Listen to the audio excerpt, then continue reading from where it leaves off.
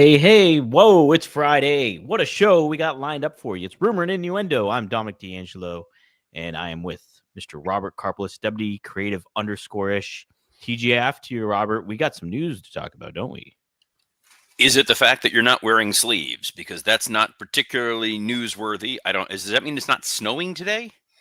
It's not snowing. It is really cold out, though. I was just at the gym, so I got a good, I got the blood flowing. Robert, so I feel Dom, pretty I'm going to good. point out something fascinating. You're holding a handheld microphone, so when you're moving your hand like that and it's not near the microphone, nobody can hear what you're saying. Interesting. All right, I'll have to make mental note of that. That's why we're here. We'll also we're here to say hi to the folks joining us live. E says, "What's up?" What's up, Willie E? Thornbrew says, "Random thought: Is Judgment Day the only WWE faction to continue for so long without any of its original members?" Um, That's a good that question. that is interesting. I don't know. It's Because very possible. nobody. Finn's the only one, right? Finn wasn't an original member. No, Finn turned heel to That's join. correct. Yes, it was Priest, Rhea, and Edge. Wow. Okay. Wow. And then Willie Thornbrew asks, "Does the Netflix merger ruin Tony Khan's day?" I don't think the merger has any impact on his cocaine, so I think he'll be. I'm joking. It might. Johnny Disco says, "Good day, R&I. Where will AEW? Where will AEW go if Netflix gets WB or WWE gets kicked to the digital curb? So many questions and how this merger will shake out and if it happens." Cammy Star says, "Forget Monday Night Wars. It's time for Netflix War, which is not quite as good as Tech War." No. Tech War. Was that Uh, one of the robotic movie or shows? it was William Shatner series, Oh, Tech War. and I yeah, got. there's a lot. I'll leave it on this one. Ribshot says, "Has Brett said anything recently?" Um, Hey, Ripshot. They do good content on YouTube. Check out their channel. They're awesome. They do the cartoon stuff. It's great. Um, Robert, let's talk about it. Big deal went down. First of all, Lou4237 brought the best comment of the day, and he Uh huh. wins. Judgment Judgment Day. Day as a ship of Theseus analogy. Well Ooh. done. And so yeah, that's about it. I guess we'll talk about SmackDowns tonight. That's Yes. probably the big headline story going on here today. Mm-hmm. Um, Big or headline. or there's a comment here, something that says Cena not perfect. I don't even know what this is, but Yeah, we'll get there. We'll get there. is there a bigger story than a random John Cena quote? Probably not. I was trying to look, but we do have the Netflix news. That was what I was built. Jeez, Dom, I'm begging. We happen to. Did you know? Are you familiar with this platform called Netflix, Robert? Uh, they happen to acquire Warner Brothers. They made Who Framed Roger Rabbit. They will enter an exclusive negotiating period with Warner Brothers Discovery after outbidding Paramount. And what was the other entity that they bid out? They There took was a out some. Saudi entity that was looking to try to acquire Warner as well. Oh my goodness. Well, they outbid both of them, and now they're in the exclusive negotiating period to iron out some details of the sale. But that process is far from over. Paramount actually issued, I think, 2 complaints regarding this, saying that this is a monopoly happening, and so they went straight to President and former or current WWE Hall of Famer Donald Trump potentially to stop this deal from happening, maybe in the grand scheme of it all. Robert, where do you see this shaking out? First off, and then we'll talk about the ramifications for WWE and AEW after the fact. Well, I think it depends on how Netflix is going to approach the purchase. I think the from what I've seen loosely, the intent is they're going to split this up into a few different companies to try to avoid the monopoly claims. Mm-hmm. At the end of the day, Warner is in the position that it's in because of a number of terrible decisions business wise over the last 25 plus years, part of which involved WCW. Absolutely. The AOL Time Warner merger was one of those poison pills that did ultimately lead to the end of World Championship Wrestling. Mm-hmm. They just the money just wasn't there. Warner Discovery was merging all the Warner properties along with all the Discovery properties, so Discovery Channel and Food Network and HGTV and all of that. And they tried to launch two platforms, the Discovery Plus platform and HBO Max, and it just overpopulated an already overpopulated marketplace. And what we've seen specifically with AEW is there did not seem to be a single coherent plan for HBO Max and how that was going to work and exist. And then the branding it from HBO Max to Max to go run back to HBO Max. It's slightly hilarious. Very a comedy of errors in many ways. Robert, the complaint that Paramount filed about it being a monopoly, my question as a novice would be like, if Paramount won the bidding war, wouldn't they be a monopoly? It depends. Well, again, it's a good argument for anybody to make. Is you just scream that it's a monopoly, and then you're sort of forcing the hand of the government to have to look into whether or not this should continue. Uh-huh. So Paramount's claim that this is a monopoly is a little bit not passing the straight face test. Right, right. But it's So, it's sour grapes, and if they won and someone else would have claimed this is a monopoly, then who knows? I think that the lack of answers, the mounting questions that are going on right now are why this is going to be a lot to untangle. mhm. Given how successful Warner has been just in this last year with some of their movie slates and profitability, it's going to be weird to see. I think that there's concern on the film end Yeah. that Netflix makes its money by streaming, Mhm. and Warner releases things in physical theaters. So obviously, everyone in the theater chain ecosystem is going to be watching and concerned, and everybody that feeds into that. So all of your large vendors, Coca Cola, Mars, your popcorn, all these things have trickle down effects. So it depends on whose lobby is going to be the most successful and whose ear they're going to be able to bend. In the wrestling world, it is this bizarre universe where Warner Discovery airs AEW programming, Netflix obviously airs WWE programming. The rubber's going to hit the road potentially. Do you see this like being bad for both companies potentially, WWE and AEW? Bad in what way? Bad and maybe like that well, I guess I guess now that I think about for WWE, it might not be bad, but most ultimately bad for AEW that they already have WWE, so let's get rid of it. You know? Well, so the challenge that AEW found themselves in, unlike with WWE, is AEW is single threaded. All Hmm. AEW content is tied to Warner Discovery. So TBS, TNT, HBO Max. They don't have an independent streaming service. Their library for AEW content is available to some extent on the Warner Discovery platform, and that's it. Hmm. WWE, if Netflix tomorrow says, "Hey, we're done with you guys, sorry," WWE's got plenty of other options that they can pivot and move to. Obviously, with NXT being part of the CW, Hmm. you've got SmackDown as part of the USA Network. Their relationship with ESPN, they can go back to a relationship with Peacock or a relationship with Hulu. Sure. Yeah. Yeah. No. th- I mean, how concerned would you be for Tony if you were Tony Khan? Well, he just signed a deal with Warner Discovery last year, Hmm. and I'm going to assume that their lawyers put in appropriate language relating to an assignment clause in the event that either company is purchased or acquired, that the contract is still going to be honored in some form or fashion.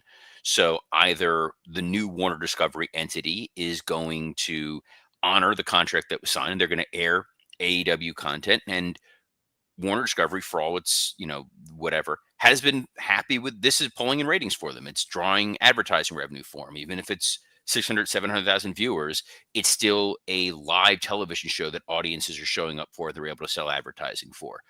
The other part of that is they just pay AEW to go away. And then Wow. AEW goes and finds a home someplace else.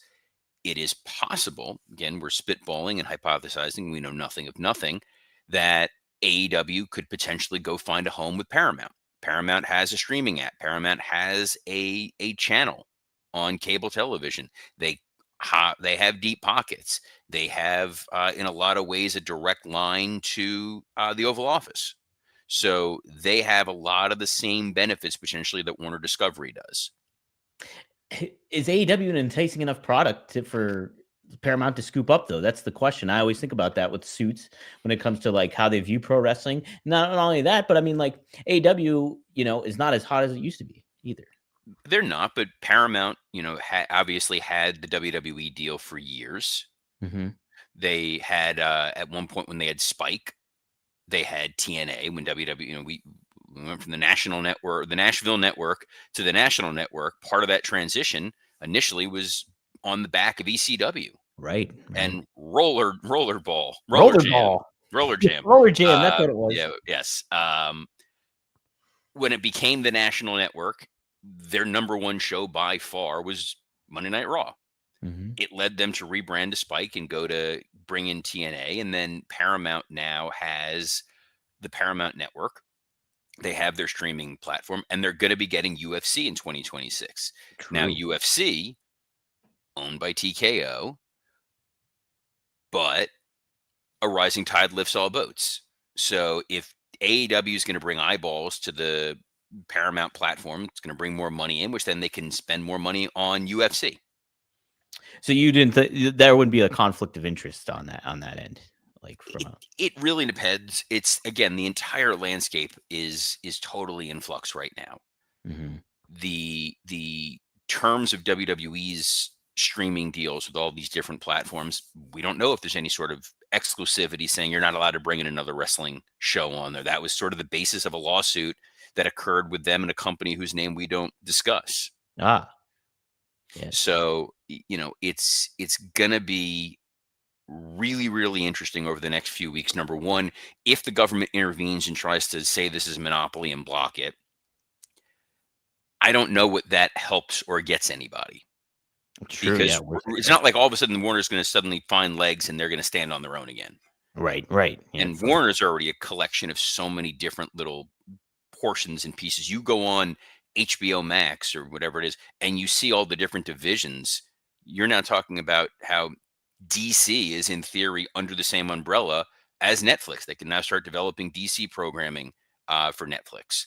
What does it mean for HBO Max going forward and all of their programming content? What does it mean for linear HBO going forward, or TBS and TNT? They've all sort of coexisted in an ecosystem. You look at Chuck Lorre, Mhm. and he made programming for Netflix that was licensed through Warner. His Kaminsky Method show was actually a Warner Brothers show that aired on there. Mm. Wow, it's yeah, what a wild, wild landscape this all is, and it's just we're going in uncharted territory You when know it who the comes big to winner is? who's that, Rob? TNA. Mm. Getting that AMC deal signed before this all landed. Yeah. I think that now, if there was a possibility that AMC could have run in and grabbed AEW, they may have tried to make that play. It's a good point, right? Wow. Yeah. Hey, man. Craziness. This is, by the way, this is why wrestling is the greatest single thing to ever like watching. Because it's how you learn so many different nuances and facets of things going on in the world simply by being a wrestling fan.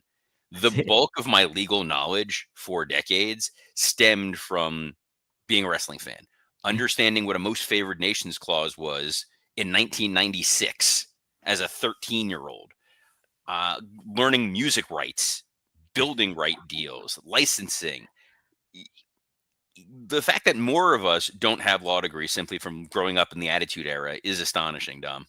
It's I that's crazy to think because yeah, if it wasn't for pro wrestling, I would not care about TV deals and streaming deals and where's going this. I just watch stuff. But wrestling brings it to another level where you're breaking it down and what the ramification could be for this promotion or that promotion. It's wild stuff. It's going to be really interesting to see. And I think as soon as this suddenly moved from Paramount to uh, Netflix, Mm-hmm. everyone's ears went up and went like, oh, This went from very, very good for Tony Khan to potentially very, very bad. And Tony has been, kind of running his mouth of late. Yeah.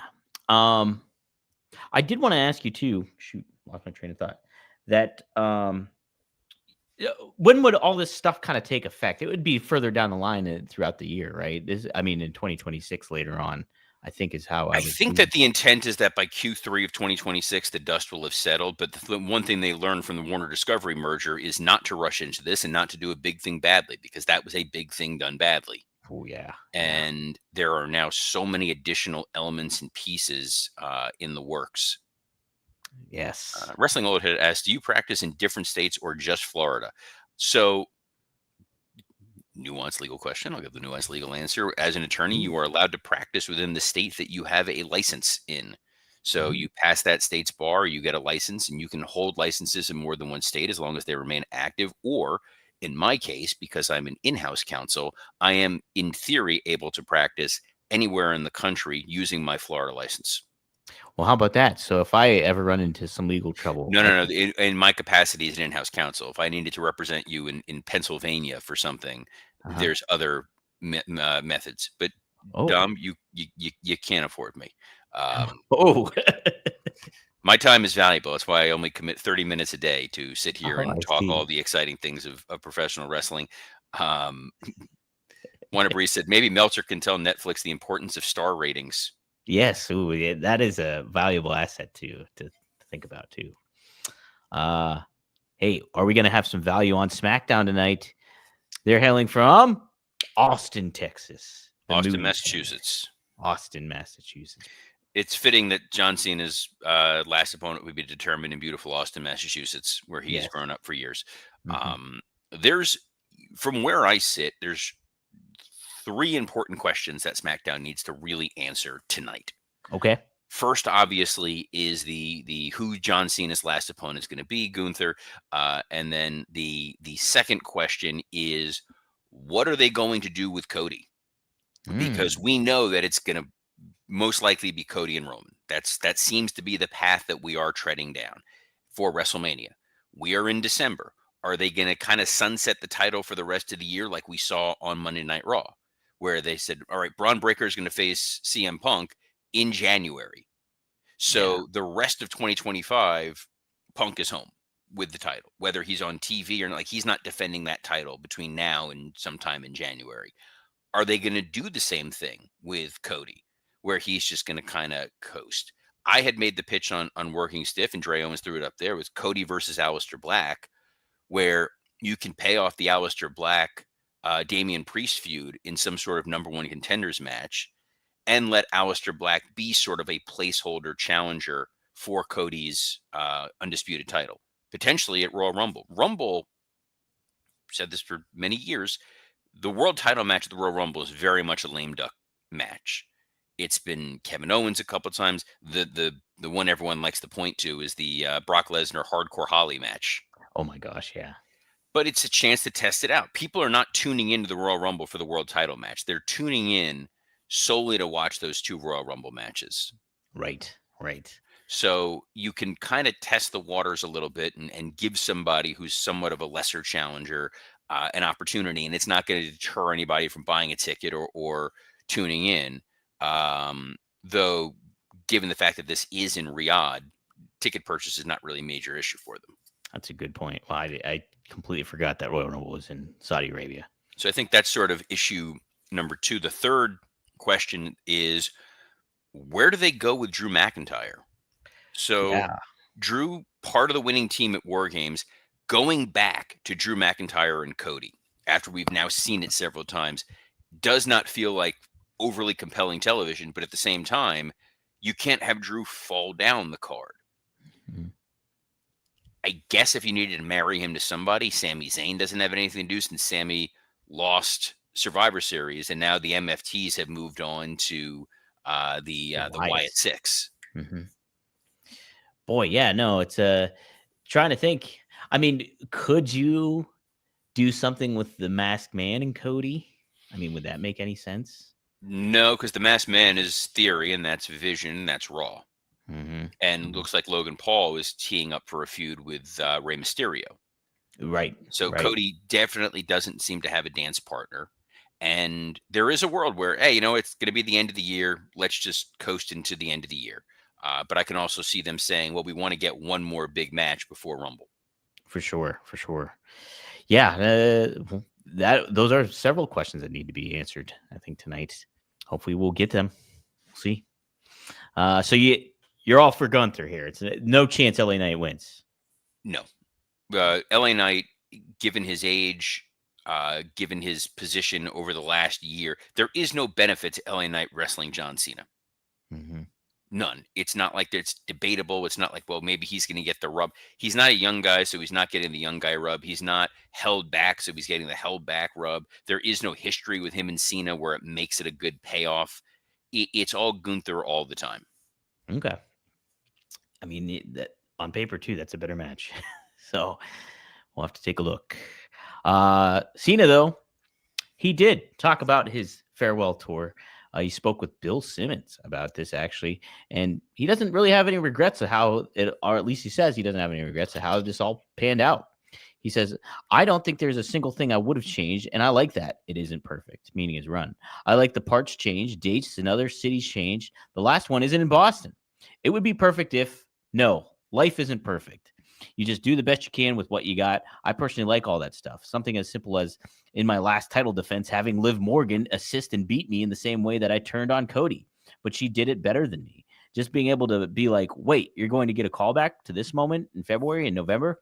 Just wait for it. Robert, do you agree with Cena's sentiments? It's okay that it's not that perfect. And what do you think about his John farewell? Cena is the most corporate who's ever corporated, and I love that. I love that he's going to toe the line and he's going to say, "Look, it's the old Vince McMahon thing of it's not going on TV because it's good. It's going on TV because it's 9 p.m." Which he actually stole from Lorne Michaels, and that's fine. Oh, But the reality is, John Cena's entire career has been built on imperfection. There have been so many changed plans and altered decisions that he just knows to roll with it. And by the way, what good would there be if he goes on Bill Simmons' podcast and goes, "Yeah, they really botched this last run. This is awful." yeah. That's not who he is. He's not that guy. And he's not going to suddenly become that guy, Bret Hart. He's not going to just start going on podcasts and like ranting about, man, they made me wrestle Great Khali. Ain't going to happen. Ain't gonna happen. Did you He's hear too? Kali's coming back. Apparently, he's got one more match somewhere. I did not hear that. That's true. It's. I was looking at headlines, and that was one of them. But I was like, oh, How we Khali. didn't leave now I got to look this up. Is this a last match in WWE or No, no. I think he's having a match somewhere else. I'm so the assuming. thing about Khali is he's genuinely an overstar where he lives. Like he is Hmm. a big deal. Yes. And he's a very generous person with the fans that are there, the wrestlers that work on shows that he's at. I know Dan St. Germain's a big fan of his Instagram. I guess he posts funny things on there. I don't know. So I'm hoping that Khali and Goldberg both get their last match. Well, here it is, Robert. It's the Continental Wrestling Entertainment, which is based out of Punjab, India, and the promotion is run by WWE Hall of Famer Great Khali. So this is his promotion. He's got the show is scheduled for January 25th, and he will be taking on Parker Bordeaux, former WWE and AEW talent. That will be his return match. Yeah. So Parker Bordeaux, for those of you who don't remember, was mini Brock Lesnar. Yes. He was the dude that people saw him and they're like, oh, what's the deal with this kid? He came from UCF, I believe, played football for Central Yes. Florida. And people were like, that dude looks like the next Brock Lesnar. And that's kind of where the comparison stopped. Yeah. Didn't supposedly have the greatest attitude. Here's where we are. That can happen sometimes for sure. It can happen. But what's also happening is I have to step away because I got to go. I got something coming up in a few minutes professionally that I got to go deal with. So I'm going to wrap this up early if that's all right with you all. But fear not, for we'll be back on Monday, as we are every Monday through Friday at noon Eastern on a plethora of platforms, including the WW Creative _ISH X account, the at Dominic D'Angelo X account, the at SE Scoops X account, and on YouTube on Rumor and Innuendo, Podcast Heat, and ad-free shows. And much like Dom's sleeves, we're cutting it short. So we will be back on Monday. Until then, best of luck in your future endeavors. Stay warm out there, kiddos.